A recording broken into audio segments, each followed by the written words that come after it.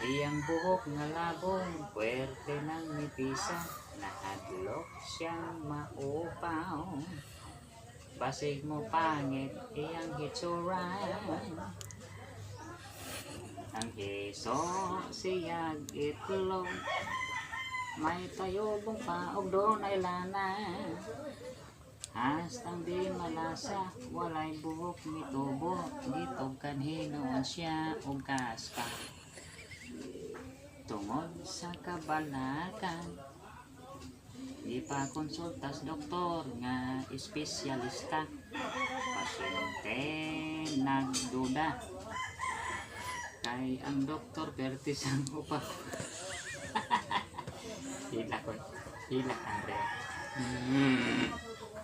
Onya ang resulta. Matod pa sa doktor nga okay na. Kanang imong naupaw, ayaw nagabalaka, kay madugay